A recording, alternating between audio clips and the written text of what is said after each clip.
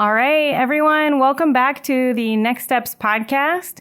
We are here doing a short run to go along with our Made for More message series. And today we're going to be talking about knowing ourselves. So if I haven't met you before, if you just started listening, my name is Veronica. I'm on staff with our spiritual formation team here, and I oversee our Bible study and our groups. And today I'm joined by my good friend, Amy Racki. Hey, Amy, how are you doing this morning? Yeah, good morning. It's really a pleasure to be here. Yeah. Why don't you tell everybody about yourself? Okay. Well, I've been attending Blackhawk since about 2005, so a little over 20 years now. And my husband and I, we live near Brader Way, and we have 2 teenagers. Over the past couple of years, I left my previous career in the corporate business world to pursue mental health counseling and recently graduated with a master's degree. And I now work as a therapist in a private practice counseling individuals, kind of teens all the way up through adults. And over the years, I've had the opportunity to get involved in Blackhawk in various ways. Led life groups for many years, have been trained and served as a Stephen minister, which is now our one-to-one care ministry. Wait, it's alongside now, right? Didn't they change the name alongside again? Once more. Yeah, another name change. I've helped with a marriage as a marriage mentor, Be Kids, and most kind of recently in a prayer team volunteer and leading some courses with the prayer course and spiritual formation course. So I just had a great opportunity to be involved and experience a lot of what we have to offer here at Blackhawk. Yeah, and I know for one, we are so glad, especially on the spiritual formation team, to have you around. You've been a big asset to us. And just even as a thought partner, as we've been thinking through, like you said, some of the courses and some of the offerings that we have, it's been really helpful. So we're glad that you're here. So we're going to dive right in today. We're going to cover a couple of topics. So I wanted to start, since we're talking about knowing ourselves, I wanted to start by asking, how has God uniquely created you? Yeah. Well, I'm really excited for the sermon series. And it's a great opportunity to be able to speak with this because this really has an intersection with my work, but obviously something I've been passionate about for a long time. So I think from a very young age, I've always known that I've just had a curiosity about how I was wired, who I am, why God has made me the way that I am, and kind of asking that question, who am I? I remember thinking, as I grew up with 3 other siblings, I was the third of 4 kids.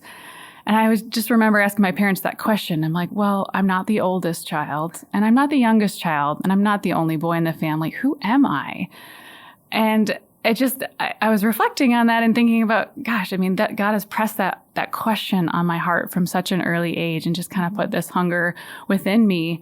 As I've grown up, I think I've started to really recognize that there are certain qualities and characteristics that are just true to me that I've really tried to develop over the years. So he's put just a passion in my heart for competition. Growing up, I was a really competitive athlete. I worked really hard at school. I had kind of just this disciplined, hardworking nature. But then, as that third child, I was the oldest of the second group of kids. So I had a really fun dynamic of having a lot of firstborn traits and then just some middle child angst as well. That rebellion and independence and stubbornness. So I think just thinking back to kind of the way that he's created me, I've learned over the years that I really have a big heart for people. And despite kind of whatever endeavor I would be drawn into, or as I grew up and started getting interested in the business world or anything else, I just had a heart for serving, for helping people. And so maybe that was called out through volunteer time, why I was drawn towards the Stephen ministry role or, helping people. But just, I guess seeing people, empathizing with people, wanting to support and encourage other people. So I think those are some of the ways that, some of the characteristics that I've become more aware of as I've gotten older. Yeah. And I don't know if this rings true for you, but I feel like as I've gotten older and things have changed, life stages, roles and things, I find myself asking that question, who am I, a couple of different times, right? And I think there's some core things that never change. And then there are some things that it's like, oh, actually, this part of me maybe needs to, like the core of it is still there, but it's going to manifest differently, or it's going to look a little bit different in this life stage. Has that been true for you? Yeah, I think that's one of the most interesting things as we mature and as God continues to transform us. And as I study just the psychology of human behavior, I look back to some of the the characteristics and the pieces, even just the hobbies that I had growing up. And so many of them served me in ways in that season of life. And the thing is that as we grow older, sometimes we learn to adapt to the world, right? In the family of origin that we're in, the circumstances we're in. We consciously and unconsciously learn these kind of behaviors and ways of protecting ourselves and kind of showing up in the world. And that helps us to survive, and that helps us to thrive in different seasons. And yeah, as you were saying, as we step into new stages of life, whether that's adulthood, right, finding your first career, or potentially, getting married or starting a family, or even just kind of progressing into later stages of career or launching kids, right, retirement, any of these things, there are opportunities for us to kind of continue to ask, where does God have me now? I love that question. What's mine to do in this stage? And that's certainly changed many times for me. Yeah. And those things that maybe had served me well in a certain stage of life actually kind of start to maybe work against me, or can reveal themselves as potential idols at different stages of life. And I think that, again, is part of the beauty of the transformation process that we go through. Yeah. I think one of those questions, what's mine to do? I think that's one that I ask myself frequently. And it's been so helpful to just identify like where I'm at and what God's inviting me to in those moments. Even though, what someone else is doing might seem exciting or fun or challenging. But really being able to ask myself honestly that question and invite God to answer it instead of me answering. Because I think sometimes when I answer it, I want to do something that's not mine to do. But inviting God into that space has been really helpful for me. So. Yeah. Okay, so I'm curious about how it's kind of looked in your life for God to draw you deeper into those ways that He's created you to be. Yeah, so this idea of, I guess, turning inward and reflecting on ourselves, it really strikes a chord with me, because this has been a big part of my journey towards knowing God and deepening my relationship with God.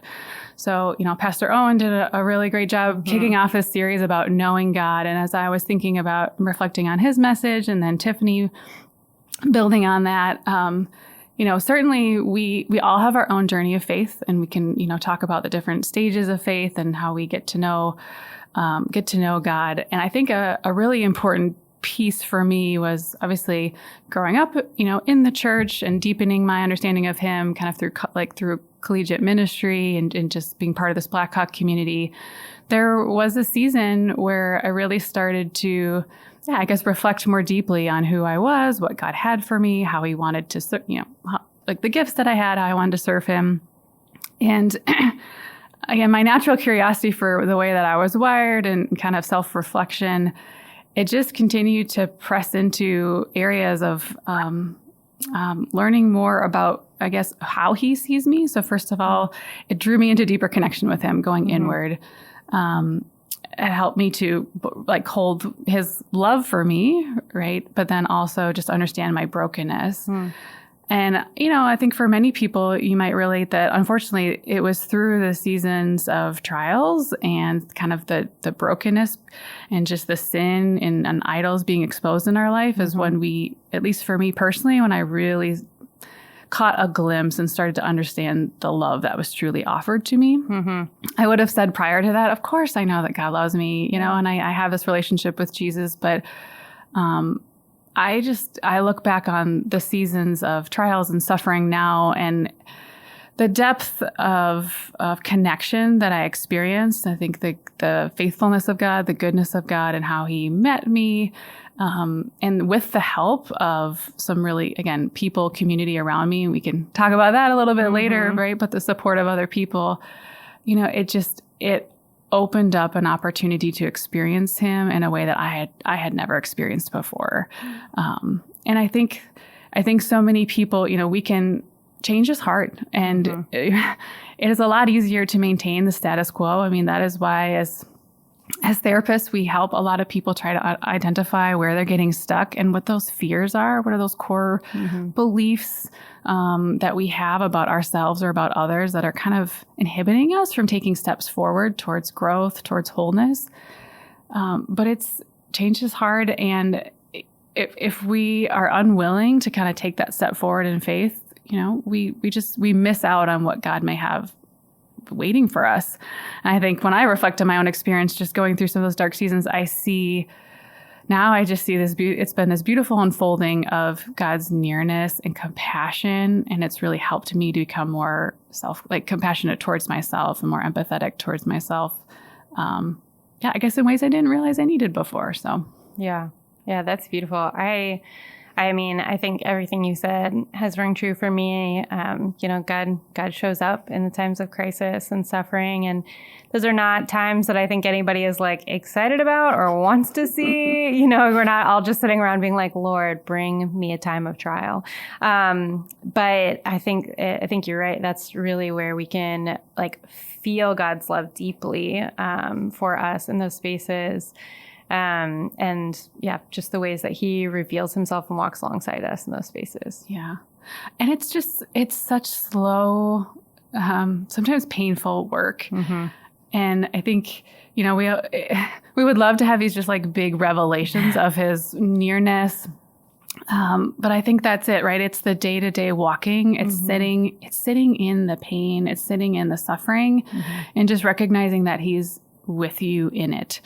And you can talk about that as being a really wonderful thing, but really experiencing it is something else entirely different. And it's been really challenging, but again, really fruitful. And I think that in those moments is where he starts to, for me personally, he helped me kind of look into those parts of myself that I had, these learned behaviors, again, thoughts, emotions that have come up over time that may had served me in a certain season. Mm-hmm.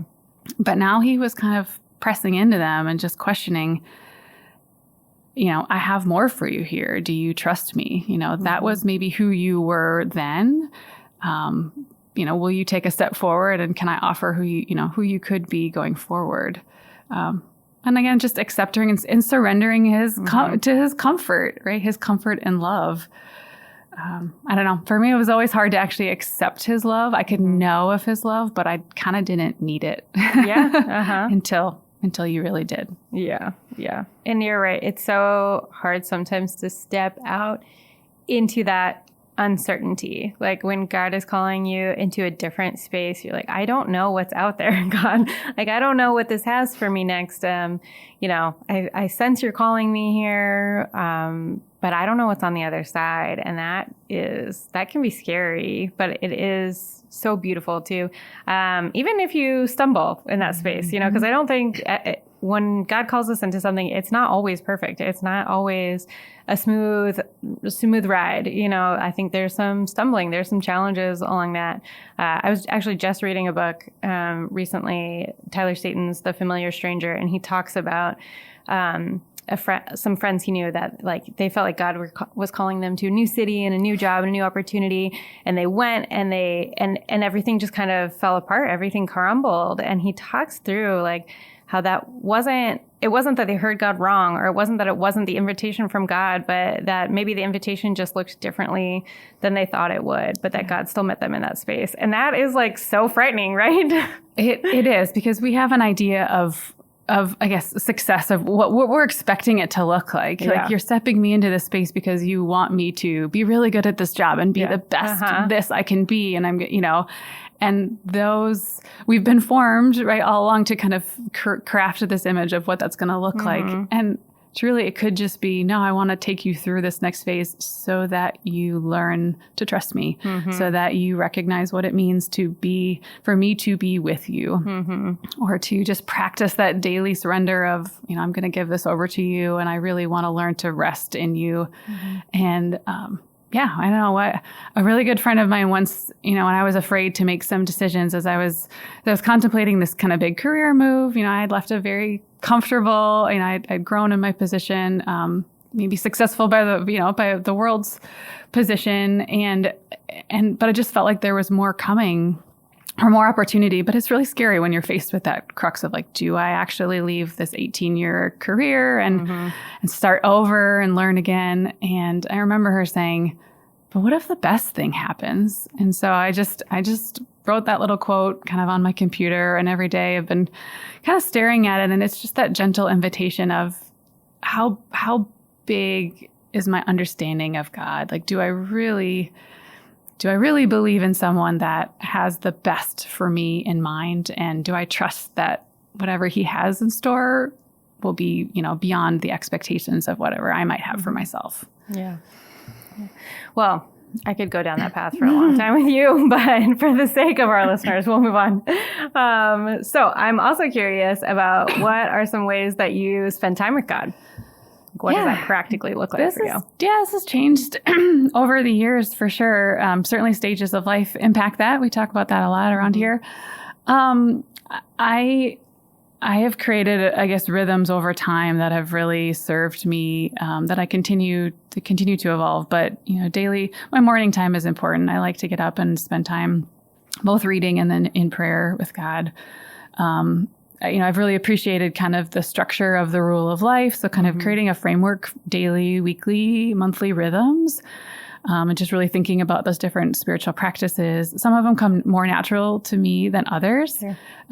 Being alone, so taking walks and just like silence, or using my Lectio 365 app, in the morning or at night, just kind of on a daily basis. Those have been really good ways for me to just kind of quiet some of the external noise and really focus on God. The last couple of years, God's just really pressed prayer on my heart. I mean, it's been an area that I think I've tried to pray for as long as I can remember, but he just invited me to really study prayer. And so I spent a lot of time reading about prayer, but also just praying. Right? Praying, trying different ways to pray, being more intentional about how I was praying. And that's been really transformative. I mean, leaning into the prayer course that we did here at Blackhawk was fantastic. He nudged me to kind of step out because I've been very, I like to pray by myself. He kind of pushed me, why don't you take a step out and maybe join the prayer team here at Blackhawk? So I've been trying to pray over people, pray out loud. So that's a step, kind of a next step for me that I've been trying to grow in. I feel inept at it plenty of times, but I try. And, I think that's been the biggest area, and the way that I've been connecting with him is, for me, it looks like just kind of a nonstop conversation. I mean, there are definitely more formal times where I'm on hands and knees, praying for people.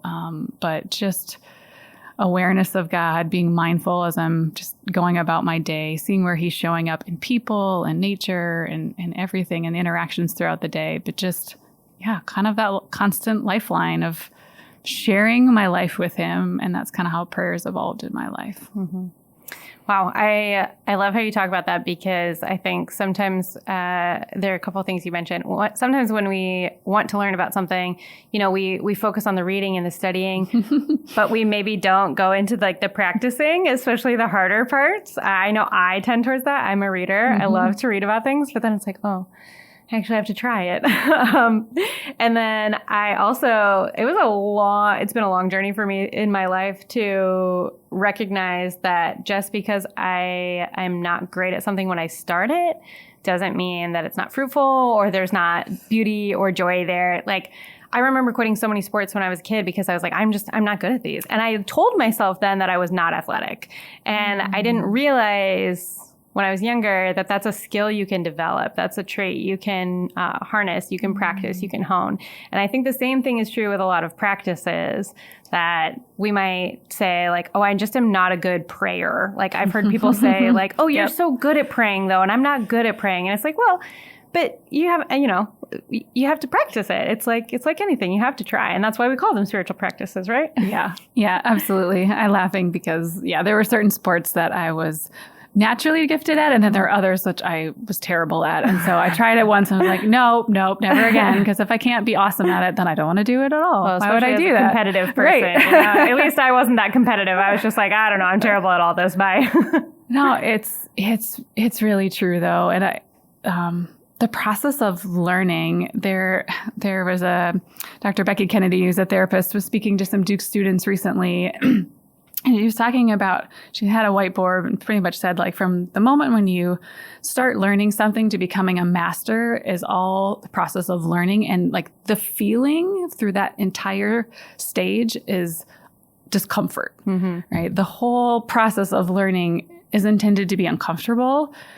And that seems so logical, but in reality, when we're learning things and we're trying something out and we're just feeling like it's not working right, or we just don't have it, or maybe this isn't what God wants us, it's really easy to just abandon ship. Yeah. But I think, reminding myself that the discomfort, this process of being formed, that tension is uncomfortable, that liminal space that we often find ourselves in between who we were and where we're going. And just that is where, I don't know, the nearness of God can be just, so available to us if we accept it. So I'm just really in a stage where I'm trying to lean into those feelings of discomfort. And that's where I am right now in my professional career. I mean, I'm just starting this new journey, and I wish I was the best. I wish I could serve people the way that I wanted to. And I'm reminding myself to give myself grace. And again, that's practice self-compassion. And just lean into that God sees our heart for it. He sees our heart for people, and he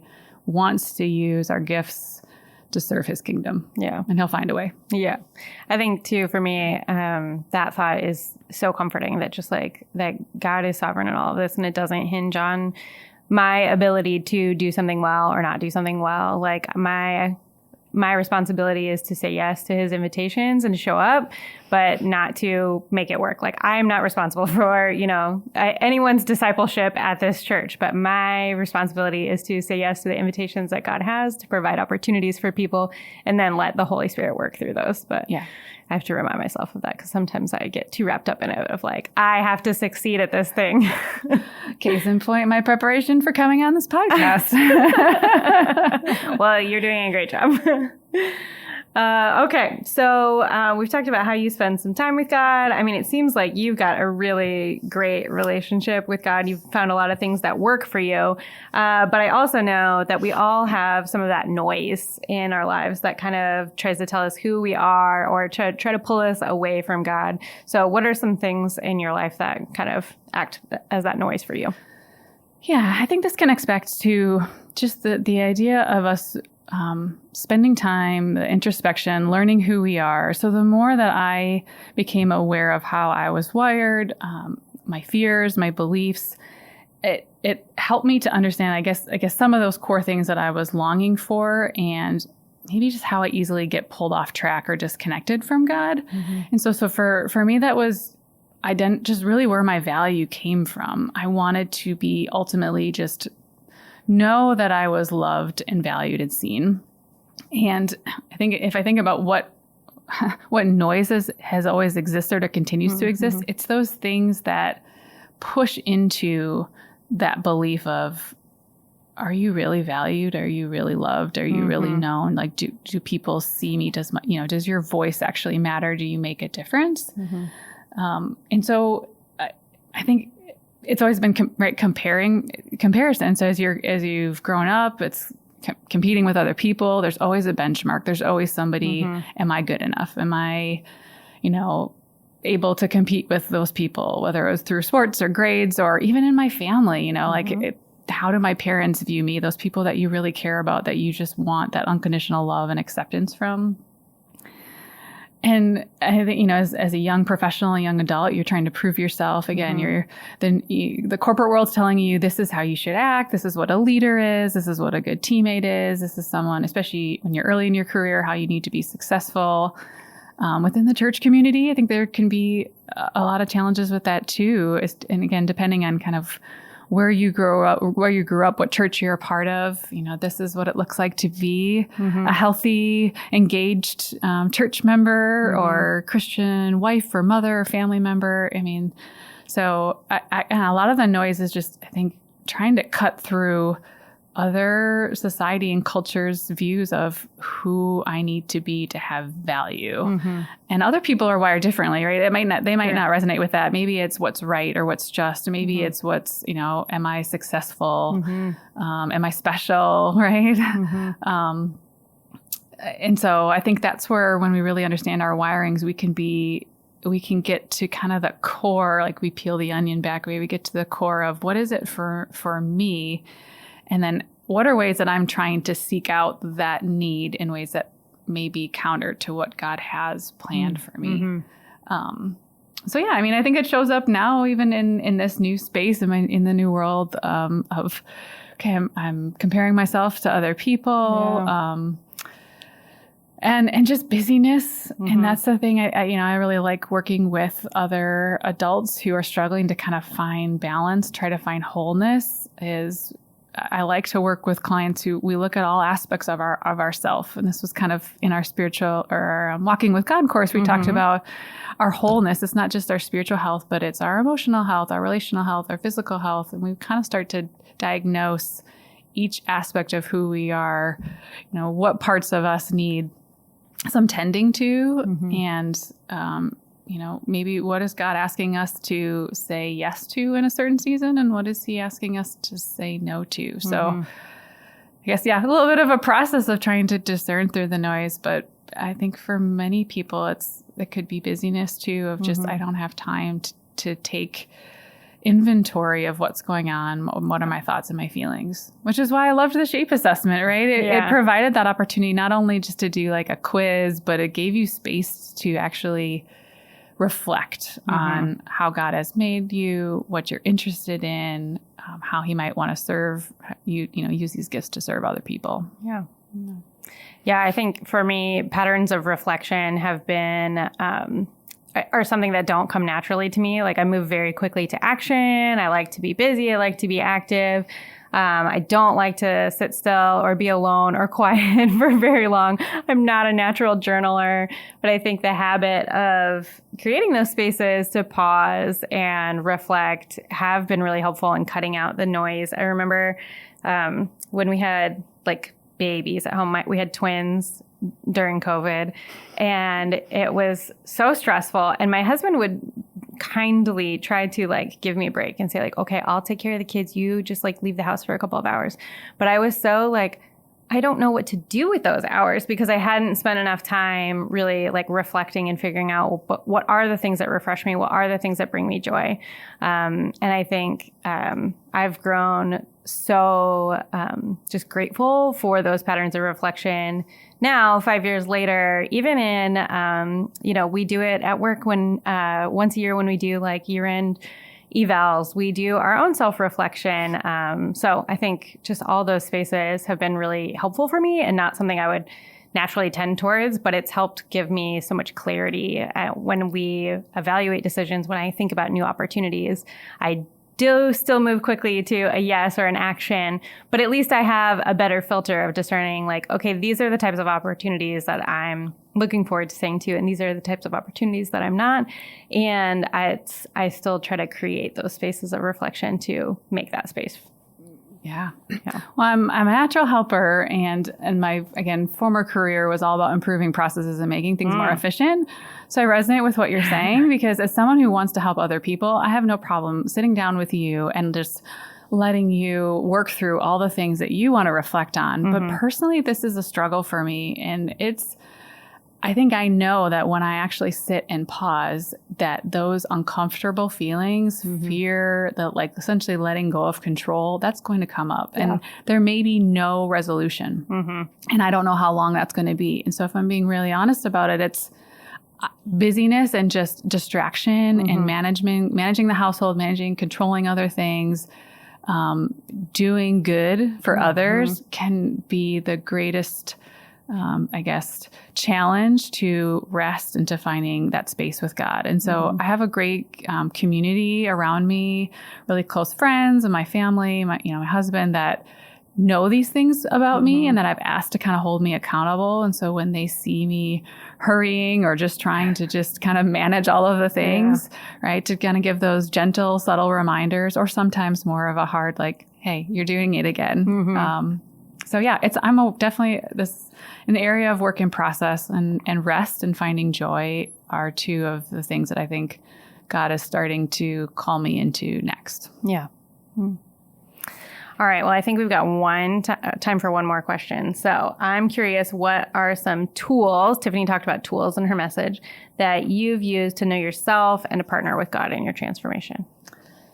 Yeah. So when she brought up, the people in the room that enjoy all the personality assessments and tests. I'm like, of course, I love studying psychology. I've studied these in my master's degree program. I use a lot of different resources with clients. And the biggest reason is because I think tools can be helpful because they provide us data points and information. Right? They are not God's voice. They're not the gospel. But they provide information for us to reflect on. And again, he's wired us all so differently that sometimes it's just really helpful. So even before my work as a therapist, I'd used different tools, personality tools. So I'd taken the Myers-Briggs. I had studied the Enneagram. I understand kind of the basis for that. That actually did help me really kind of lean into some of those core beliefs and fears. I know there's mixed feelings around some of these tools and kind of their place and their use in the church. But again, I think I see them as another data point.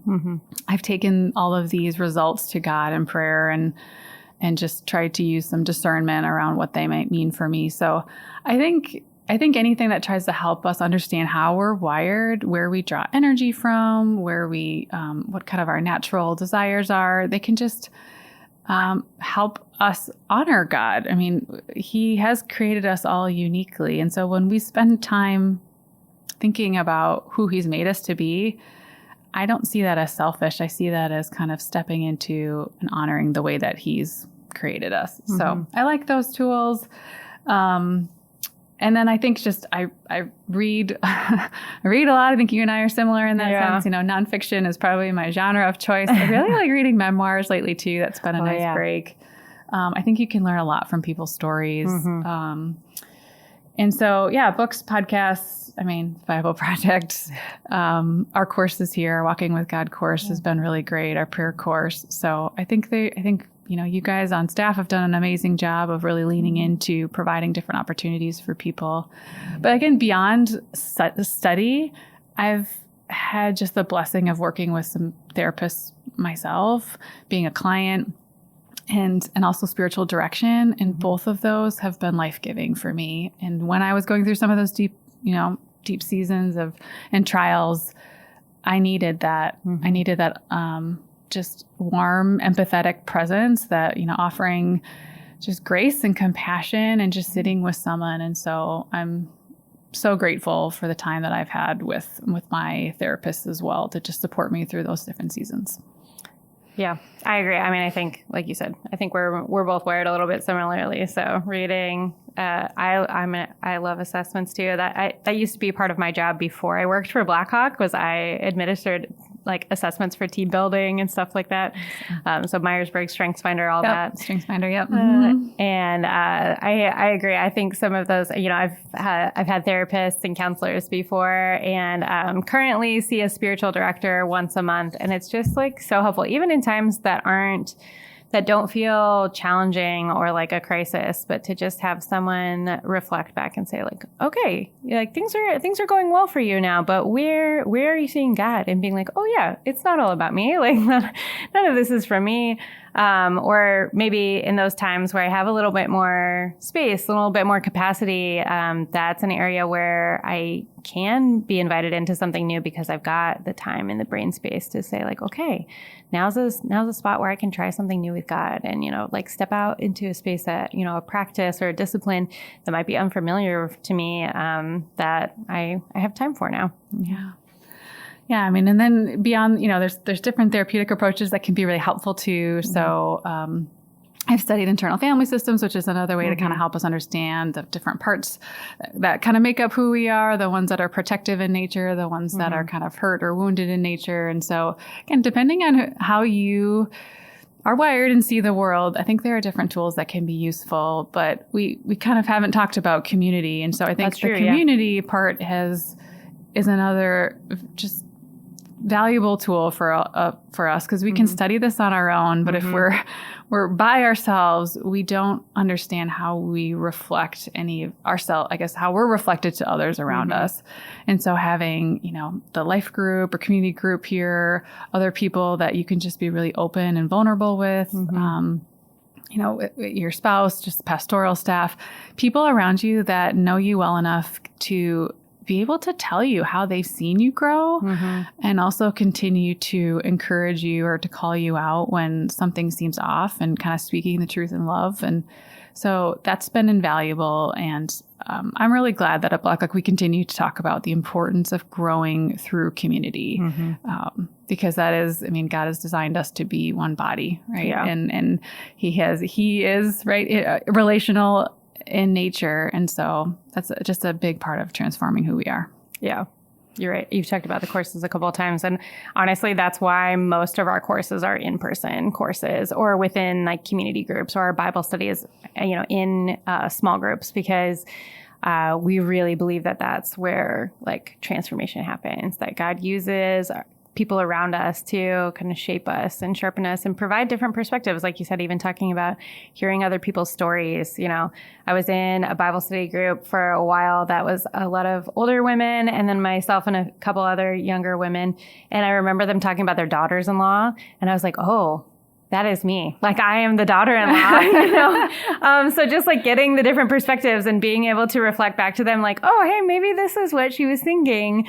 And then hearing their perspective too in ways that I could be, I could act differently or behave differently with my mother-in-law, is interesting. So I think you're absolutely right. Community is just a really undervalued. And I think, as we get busier, with kids' activities or family obligations or work, that's one of the things that kind of falls by the wayside, and we really miss out if we let that go. Right.